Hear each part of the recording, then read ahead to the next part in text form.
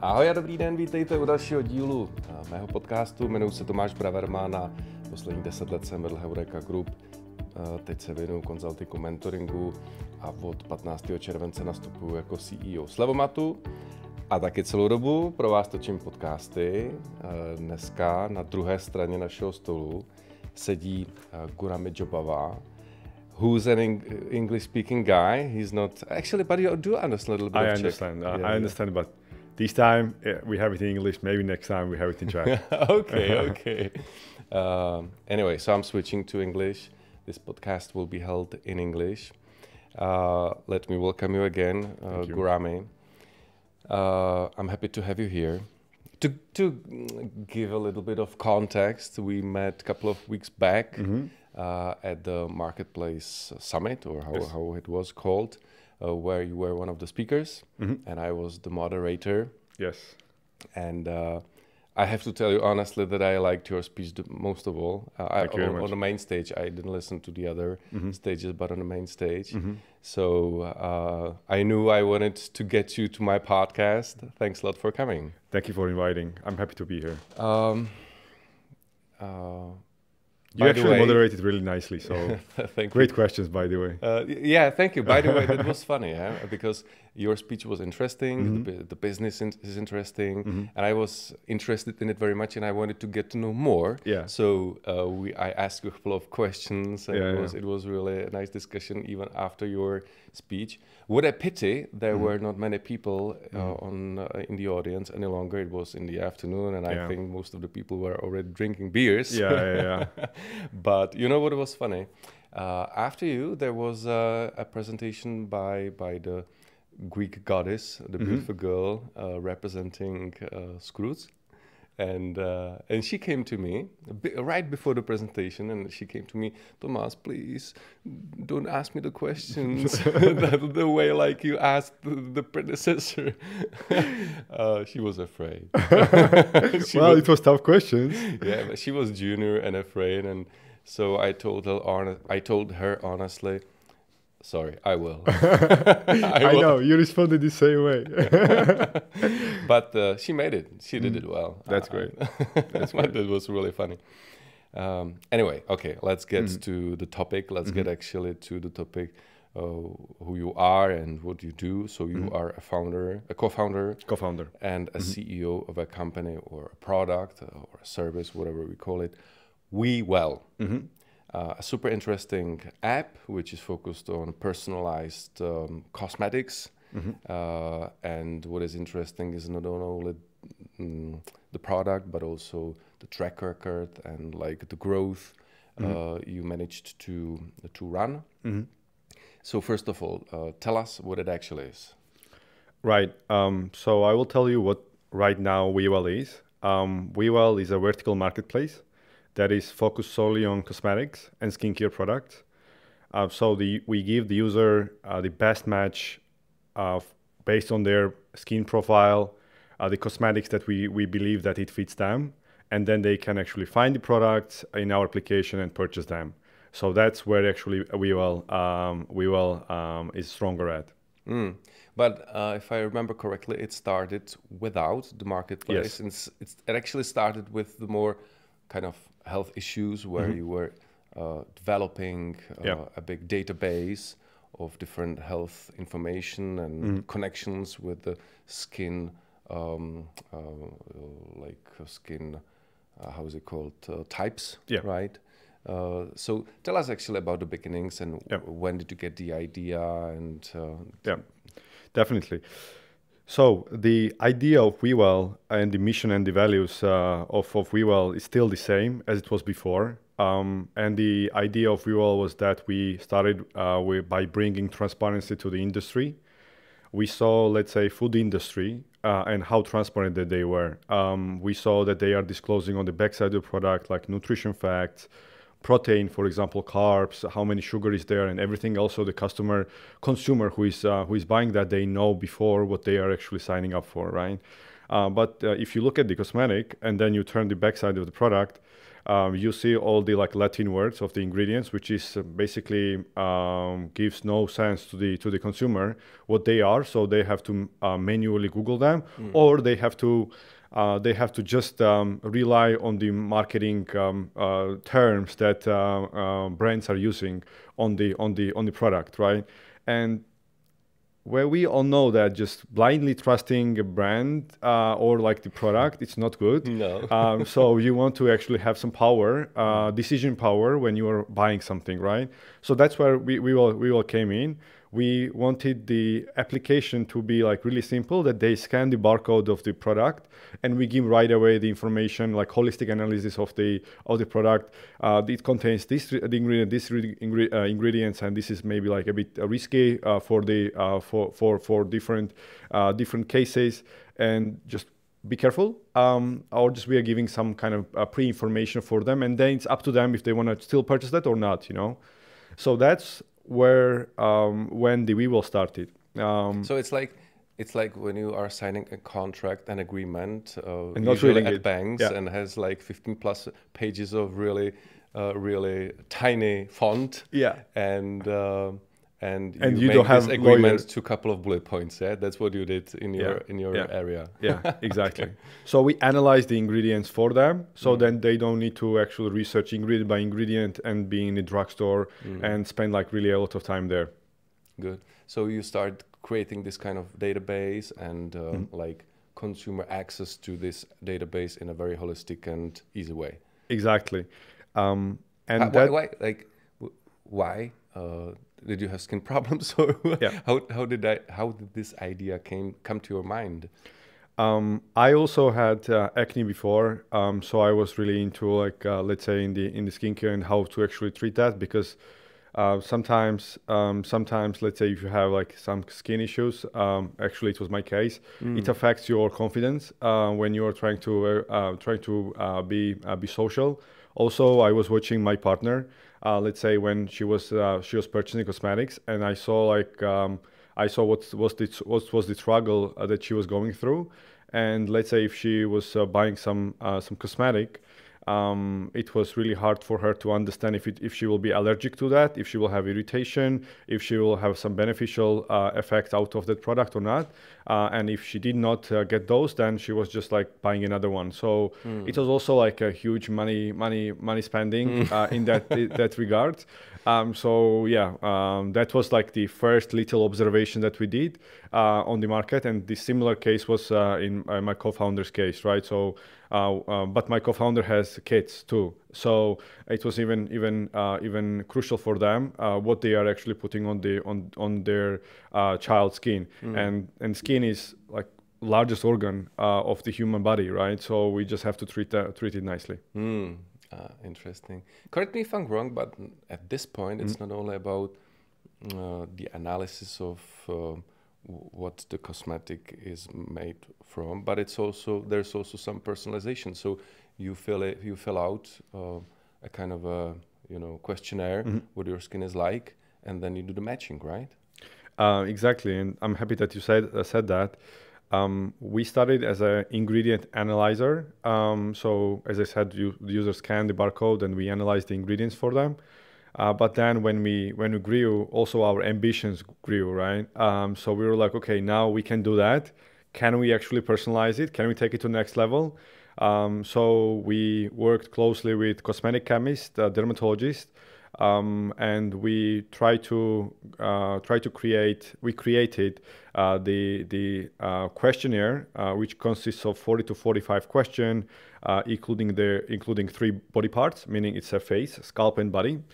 So once the user answers those questions, we know exactly what skin type they have, what skin conditions, what skin characteristics they have. Let's say they have dry skin, they have acne, they have eczema, and so on. So then once they are scanning, we could better recommend or better give them like the match if this product will match them or not, because ingredients might be perfect there, but it might not be right fit for them, right? And maybe there will be other product that is fit for them and their specific features of the skin. I have to confess I give shit about my skin, but I have skin problems. I have very dry skin, and I sometimes have some problems. In Czech, it's called kopřivka, chronická kopřivka, chronical, whatever it is. I don't know. So actually, I'm fed up. I'm upset with myself that at the age of my 40, I'm only thinking about doing something for my skin, because, like you said, it's the biggest organ. So the only thing what I use is indulona. Anyway, it's interesting. But you know, by the way, when did you start? We officially launched the app like to the public. It was 2022. 2022. Yeah. So it's only 2 years. But that's what but we started like three and a half years ago. Okay. Yeah. Okay. So it took you like one and a half years to create the database, to be able to present something to the audience.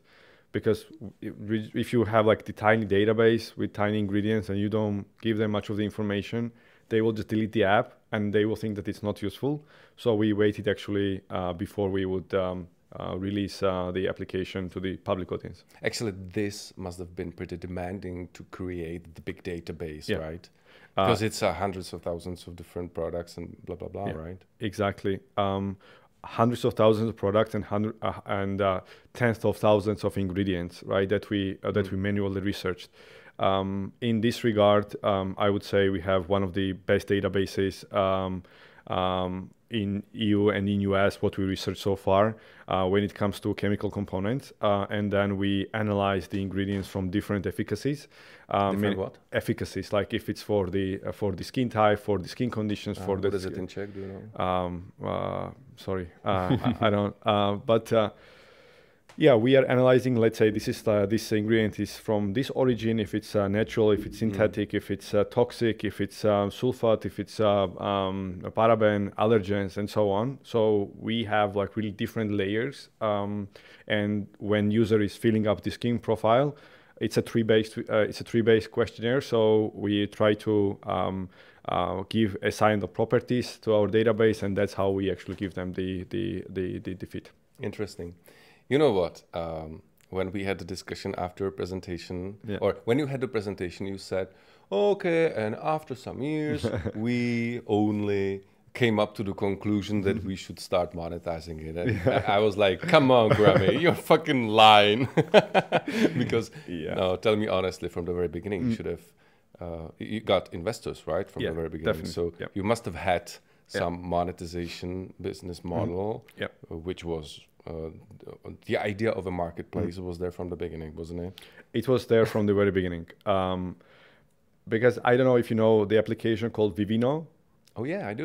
You scan the wine and then it gives you like the reviews. And now, not now, but like few years ago, they announced like marketplace. So we wanted to do like something similar for cosmetics. The idea was always there, but we had to actually get there, right? Because if we pitch the idea to investors, hey, we want to do marketplace, another marketplace, like you have no users, you have no partners, like how are you going to do it, right? So we had to start somewhere, and we started from B2C, completely B2C app, like with scanning. We were just getting ready for the marketplace for like 3.5 years. And the first, when we launched with freemium model. So some of the functionality was free, some of the functionality was premium, like paid under the paywall. We were really hesitant doing that, but we had to do it just to prove the model and just to get like the early traction to show to the investors. Let's say we are credible, we have the traction, even the customers wants to pay for the service. Later, last year when we raised our seed round, we were like, we just want to kill it, the freemium model, because we don't like to charge customers, and we want to actually charge businesses, and we want to actually just make the partnership, because if we sell, we actually take a commission fee out of each of the transaction, and we thought that it was like mutually beneficial, that they actually avoid marketing fees, which we come in because we have the audience, and also customer wins by having like all the features for free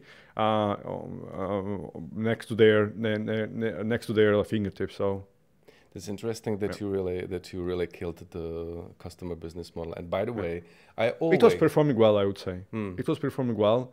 Whatever we were spending in the marketing campaigns, we were fully getting it back. So it was not, like, I would say it was working really well. Even like, and we had it only in Czech and Slovak markets. And if you could imagine if you launch that in US, just a B2C app, we could actually get way more. But it was not just like in our mission and vision what we had, right? We just wanted to do more. I'm just super interested to check it out within 5 or 10 years, whether it's still not there. Yeah.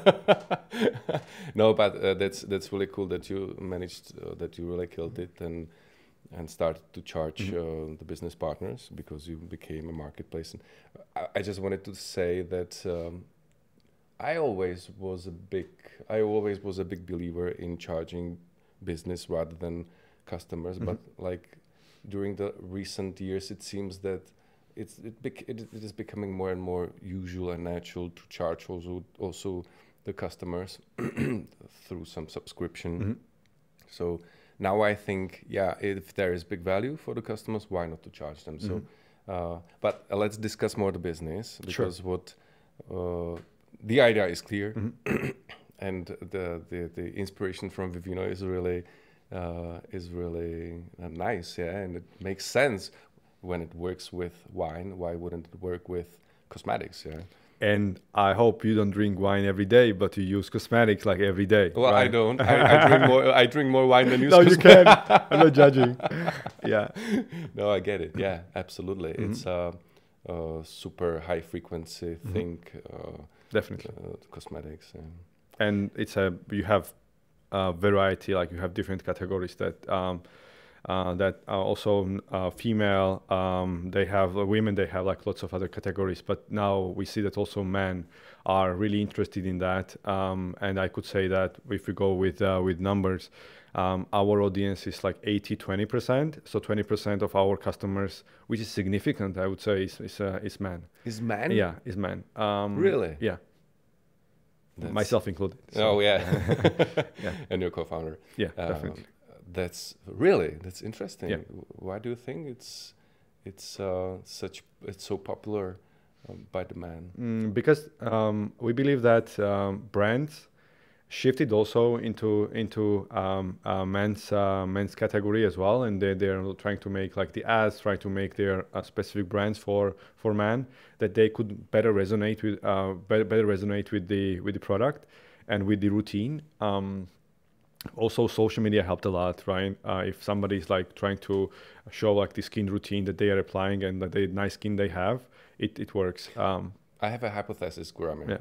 You know why? I think it's because women, including my wife, they just love to visit all the drug stores like them and whatever. They just love it.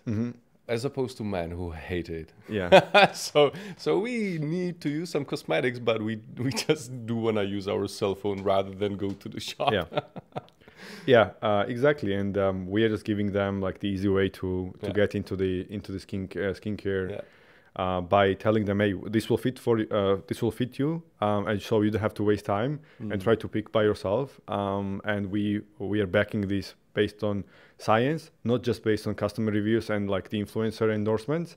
So we are showing them another score, which is science score. Yeah, but pragmatic approach, which is more common with the man. Yeah. Without wanting to be incorrect. Yeah, I didn't want to say we are lazy, so I put it in nice words. Yeah. but you're right. Yeah. Okay. To the business, Gurami. Sure. What amazed me is actually the traction, the track record. So tell us the numbers and footprint. Okay. So regarding numbers, we managed to grow up to 300K users in Czech and Slovak markets only. And when I'm saying users, I'm not saying just downloads. I'm just saying registered users with emails, right? Because we don't allow users to use our application with the guest mode, so they have to be first registered. The active users we have, up to 50K. 50K out of 300K is using like the application actively. And the engagement time, which is significant, we have 15 minutes per session that they spend in the application, right? And which is improving day by day because we added marketplace, and now they have a bigger playground that they could actually browse different categories, see different products, and we are working on different, much more engaging features in the skincare that we will capture their attention, and it will be worth it for them to really spend and get educated. So now at this point you're in the Czech Republic and Slovakia only. Yes. And obviously you have the expansion plans. What are they? Yeah. So we launched the marketplace 2 months ago in Czech Republic. Only 2 months ago? Only 2 months ago. How is it working from a business perspective? You mean the business model? Yeah. Yeah. So we are working as a middleman between the customer and it's marketplace, a traditional one. So we charge them percentage. How much does it make when you compare it to the original business model focused on the users? Are you able to make the same amount of money, or is it worse at this point? We already surpassed that. So okay. Yeah, I cannot disclose like the numbers right now, but maybe at the end of this year, since we will be disclosing that to the Czech registry, I would say that we have to report the revenues. We will be disclosing there. Okay. Yeah. Okay. Yeah, I interrupted you when you were saying the expansion plans. Yeah. So regarding expansion plans, we started 2 months ago in Czech Republic. We plan to launch in Slovakia pretty soon, in a few months. Probably by the end of summer, we should be there. And then, if it works fine, in the beginning of next year, we plan to expand to Poland. And then next year also we plan Germany and Austria, so like the neighbor countries of Czech Republic. So that will be like our plan in the foreseeable future. But later, definitely we want to expand in whole Europe, US, and also Asian market is pretty interesting when it comes to skincare. Korean skincare cosmetics is like really booming right now, and Japan and the other countries. We have not done any research yet, like to those countries, because it's like really distant from us. But once we have enough resources for that, we will definitely think of expanding there too. So you don't know if there is some such app, some such service, some competitor, I mean, for example, in Europe, is there? Do you know? In Europe? Yeah, anywhere actually. There are definitely like competitors, meaning that they are analyzing ingredients. We have never seen the personalization on the level that we are actually doing.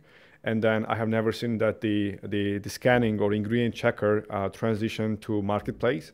So we are unique in this way that we are combining all three parts, that you are not only finding the product and finding what fit for you, but also you are able to purchase there. So we are just closing the loop, I would say. So in this regards, we are unique. But if you take like separate categories, let's say in the e-commerce, in marketplaces, like we have lots of competitors, right? And so on. So yeah, I guess it's just a matter of time before the database competitors who do the research and so on will come to the conclusion that the marketplace just fits there, right? Yeah. Yeah. Because it's pretty natural and obvious. And we would welcome them, to be honest. Right now, we are also thinking of extending the personalization and offering that as a service to the big companies, like let's say to some cosmetic companies, because we feel that if we together educate the market, we don't see competition here. So we could actually provide them the service that we have in the WeWell, like meaning ingredient analyzer or the personalization part, to some other marketplaces, because we believe like when we are educating the market together, it's much more effective than just us as a startup like thriving to educate it. But yeah, that's the approach we have. So you're thinking of a kind of a spin-off, of a technological spin-off. Yeah. Okay. Yeah.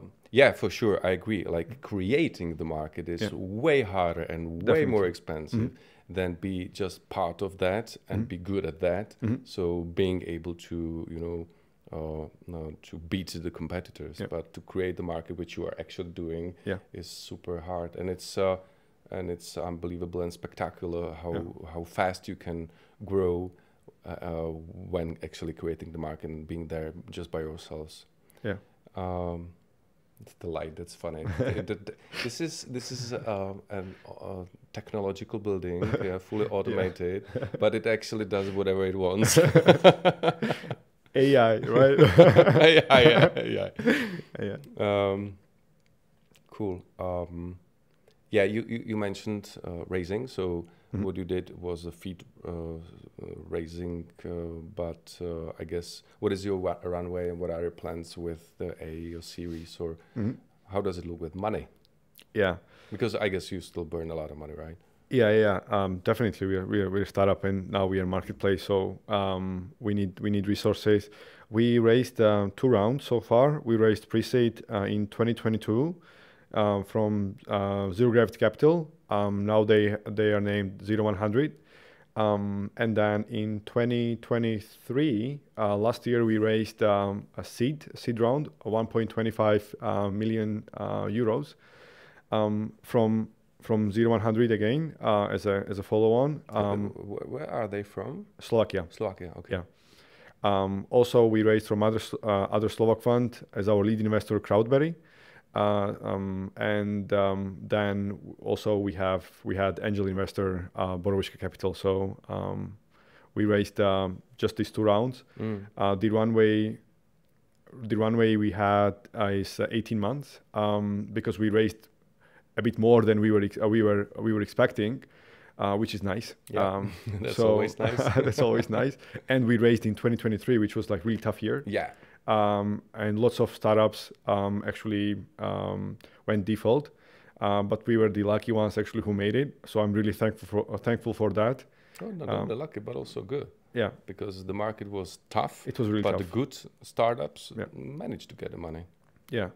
And now we see that market is a bit improving. But we don't have to raise in this year if we don't want to. But we are actually planning to start some bit of funding round, maybe seed extension or pre-series A. But I'm just preparing the numbers and the traction first because I want to get really good round for WeWell. I guess the story for the next raising will be a big European expansion. Definitely. Right? Yeah. And also trying to become like really a major player in the markets that we are, because you would agree that 1.25 million euros for marketplace is not much of the money, and because you need like different marketing activities. We are really thankful that we have like the scanning and advisory part. That was always the intention, because based on that we have really low cost per acquisition. I could disclose the number, how much we have. Per user, we have 2 check rounds. Really? Per registered user, we have 2 check rounds. How do you do it? What sources you use? What are the most social media? Social media. Yeah. Okay. So. Which social media works the best? Meta, TikTok. We are mostly on these 2 platforms. Now we are from Meta, Instagram, or still the old Facebook? Meta is like both. So Instagram and Facebook together. Yeah. So okay. Yeah. Do you have any idea what works better, if Instagram or Facebook? It's different audience, completely. Different age. Different age and different type of audience, right? Okay. Right now we are making much more research on that. So I will maybe like know much more information who is like just scanning user or who is like purchasing, who wants to purchase. Because right now we just have like really limited data because we are on the market for just 2 months with the marketplace. So we just need like a bit more months just to be solid with the data that we will release. But it's for sure it's a typical service or product for the social media that makes your life pretty easy. That it's pretty obvious what kind of easy to communicate. Yeah, exactly. Yeah, understandable. You scan the barcode and they right away know what it is, right? So that's really easy to show them what it does.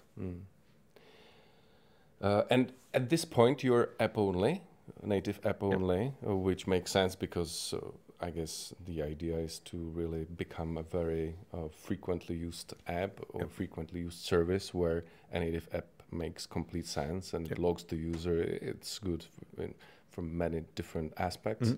But if I remember correctly, you told me that you are working on a web app, right? Yes, we are working on the web app because we are right now missing a huge traffic for our marketplace and from search, from search, exactly. From the SEO perspective, right? So we believe that for the marketplace, it's the right move. Because when they are searching for product, we will not just redirect them to the App Store and Play Store with no information, but we will redirect them to the website where they can see price, all their information, and then if they want to purchase that on web or mobile, it's up to them. So we'll just want to create this experience. We are really hopeful that we will be launching on full scale the web starting next month. So it's going to be there soon. And the pace we have in startup is just like nuts. And I enjoy this with all my heart because I'm also a software engineer, and when they need me, I'm also like hands-on. So it's great to see like the pace we have so far because we said that last month that we want to do web, and in 2 months we will have like complete web with all the functionalities that is there.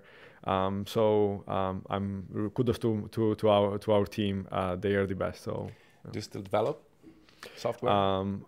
I don't have much of the time now because of the business perspective. But when they need me, I'm gladly doing that on my free time in the evening. So yeah. Cool. How many?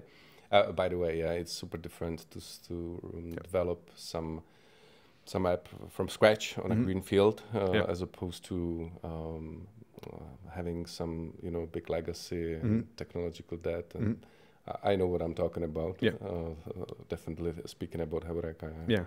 So it's a wet dream for the developers to start doing something from scratch. Right? Anyway, how many developers do you have, by the way, or how many people do you have in the company? Right now we have 13 team members. From developer perspective, we have up to 5-6 developers, and it really helped us that we both founders have tech background, and my co-founder, I completely trust what he's doing, and that's why I actually switched to more business, because he's doing and he's managing like the tech part like great, and that's one of our best superpowers, I guess, that when we are speaking to each other, we completely understand each other when it comes to tech, and that's why we are moving like really fast in a fast pace, because we don't need to explain, do much of the brainstorming, because we are right away on the same pace. So he's a kind of a CTO right now. Yeah, he's CTO. Got it. Interesting. Okay. I think that's it about WeWell. What I wanted to ask you, it's a super interesting. Thank you. Thing, and I promise I will download it and start using it, because I'm interested actually in finding an appropriate and suitable cosmetics for me. Like I told you, I use Indulona. Okay, Gurami. You're a Georgian. You're from Georgia, Gruzia. How the hell did you appear here? I'm from Georgia, from the capital, and I moved here in 2015. I moved here because of the university. I was studying in the private university called Anglo-American University in Prague. I got my education there, the bachelor's degree in business administration. But partially, as I was really into tech, I studied on myself. I'm self-taught engineer. So I was like, okay, I want to combine these two things. I wanna understand like business, and I wanna also know how to code. So this was like the early beginnings, and I'm really grateful of the country that it gives you much of the much possibilities that you can find, such as, let's say, when I was a student, I could work to big companies such as SAP Concur, Kiwi.com, right? So you just have like vast amount of opportunities here compared to Georgia back then, right? So that's why my move was to come here and get the education. How were you thinking about the possibilities where to study? Like, there's not many Georgian people here, honestly speaking, as far as I know. Yeah. So which cities were on the list? That's funny. That's a funny story because I'm from the age of 14, 15. I'm working just to get my own just to get my own money. So when I made enough money, I wanted to actually travel to Europe, and my first and only destination back then was Prague. So I really liked the place. So that's why I came here. It was, I would say, only place I wanted to go. So yeah, and there was no other cities that in my list. That's interesting. Yeah. That's interesting. Let's. So, and when you compare living, what is the capital of Georgia? Tbilisi. Tbilisi. Yeah. I remember it well. If you compare how it is living in Tbilisi and Prague, what would you say is better here? Maybe if there's something better in Tbilisi, and because there is a brain train towards Prague for sure from the east. But like I said, not many. I haven't come across many Georgian people here, so make some comparison. For me, right now, just to compare, it will be like really difficult because I don't live there for like 8 years. However, when I know from my friends that now, because of tech, because of other companies that are actually transitioning, opening like their branches into Georgia, it's getting better and better every year, and I'm really grateful to see that. But I don't know much like how it is actually to live there, right? Because here it's really calm, comfortable, and everybody knows like that next day they're just going to work, and it's like really chill, and everybody knows what to do. But back there, it's also, you have to think of those things that you think here, but also you have to think of the neighbors that you have around, right? Which is difficult nowadays. Because of the geopolitical situation that we have. Yeah, actually, exactly. Yeah, I wanted to ask you about actually this topic because Georgia, to a certain extent, has a pretty similar history to the Czech Republic. It was part of Soviet Union. It fought for independency and managed to get independent in 1991, 2 years after the Czech Republic. But the difference between the Czech Republic and Georgia, as I see it, is that Georgia is called a piece of West because it's, like you said, it's surrounded by, correct me if I'm wrong, but it's Azerbaijan, it's Armenia and Turkey and Russia. Yeah. So that's not really the best neighbors you can imagine, because both Azerbaijan and Armenia are pro-Russian, and their governments are cooperating with Russia rather than with the western part. And we know what is Turkey, right? And in 28, if I'm not mistaken, Russia, Putin managed to occupy two parts of Georgia, which is Abkhazia and Ossetia, if I pronounce it well. And I see a parallel or a similar, to a certain extent, a similar development with Ukraine, which also tries to be as much independent from Russia as possible, but because it's really close to Russia, Russia does not want to give up. And they try to grab the land by both getting it in force. and also influencing the people there, and now using disinformation and social media very much, and so on, and like Russia managed to conquer Crimea in 2014. 6 years before, it conquered these two parts of Georgia. That's how I see it from a helicopter view, just reading some kind of geopolitical books. But how do you see this history? Hard topic, hard I topic. know. Hard topic. I'm not much of the historian or political guy, but I will tell you like from what I see and how I feel, right? Yeah. Right, as you said, like unfortunately, we don't have great location, right? We have a neighbor that is Russia, and it's really difficult for your country to grow after Soviet Union, like in the same pace as, let's say, other European countries are growing, right? However, though, we did a great job, I would say, even growing, even the small steps that we were taking, and get to the point that we are right now. So it's great. Having neighbors as Azerbaijan, Turkey, and Armenia. So far, we have great relationship with them, but Azerbaijan is getting stronger by the support of the Turkey, and you never know in this world what you can actually expect from them.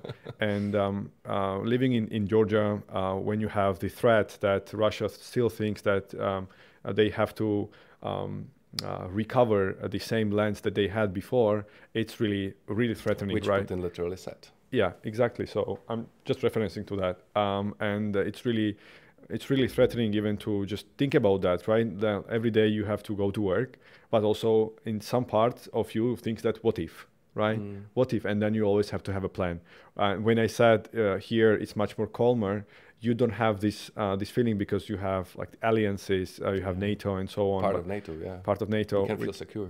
Exactly, which we are not part of. So we are like we are a small country, and I'm really grateful so far where we are and how we stand together. And it's a great nation, and I'm really proud of my country. And we stand for independence, for democracy, and we are thriving for that. So we will always fight for this. And do you think, I know that it's hard and you've not been living there for 8 years, you said. Yeah. But would you say that, what is the share of pro-Western and pro-Russian people there? Yeah. And I'm not speaking about Ossetia and Abkhazia, because I guess there it's much different from the rest of the country. Yeah. But, and what is the trend? What would you say? I don't have like the statistics for that, but I would say we are pro-Western in mind. The young generation is fighting for that every day. Even now, you see, like I believe if you're following that, we are fighting for that. We have like lots of parties going there just to vote for pro-Western values, and I believe that we are more inclined as a society to be pro-Western and to be in Europe soon than to go back, because nobody likes to go back. Nobody likes to go when there was no light, no gas. Sorry? How about the old people, actually? Because they're much more vulnerable to the disinformation and misuse of the social media by the Russians, right? But there could be always like the sides, right? But actually, because of them, we are here, right? They fought for it, and we are here. So I would not say that they're more inclined to go there. They are thinking what's best for the country, and they actually fought for independence before I was even born. So I would say we are pro-Western rather than we would like to go back,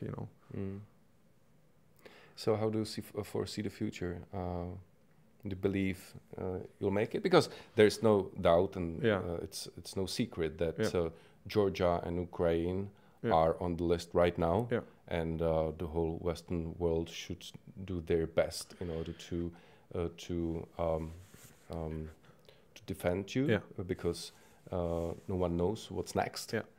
So believe me, I'm super keen on helping Ukraine and Georgia defeat your country, not only because of you guys, but also because of us. Yeah.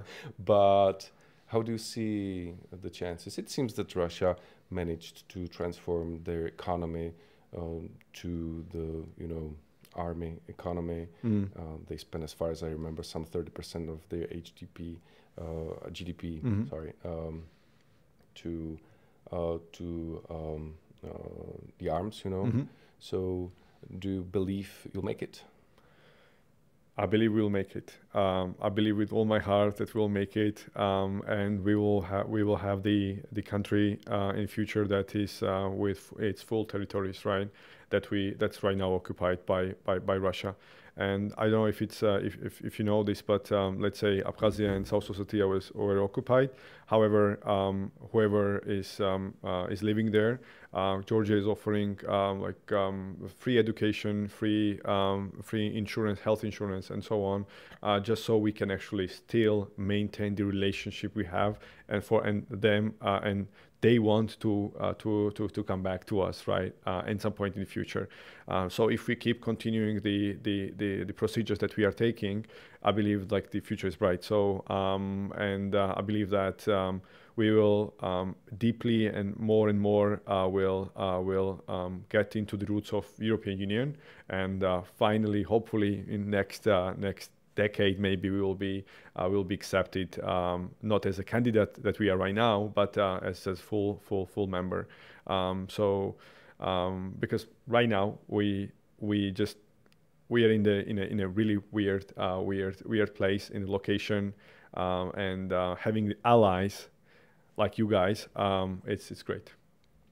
Yeah, I hope it will really happen, and I think there is a much bigger chance that you become part of the European Union than part of NATO, because that is something what Russia is much more sensible to. Yep. But still, I think being part of the European Union gives you some kind of, at least psychological protection. Yeah. So I believe it will really happen. Yeah, really cool. I cross fingers to both you personally and WeWell, and I promise the moment you leave, I'll download the app and start using it. And before I say goodbye to you, let me just say goodbye to our listeners and watchers. Díky moc, doufám, že vás dnešní díl bavil, mě teda moc. Díky vám za přízeň, díky za to, že mi pomáháte dostat náš podcast mezi víc lidí, ať už tím, že o něm řeknete kamarádům, nebo třeba tweetnete, exnete a dáte nám dobrý hodnocení a tak. Gurami, it was really nice to have you here. Likewise. Thanks a lot, and thanks for inviting me. Yeah. Thank you for inviting me. Pleasant talk. Wish you all the best too. Yeah, bye. Thank you. Bye-bye. Thank you.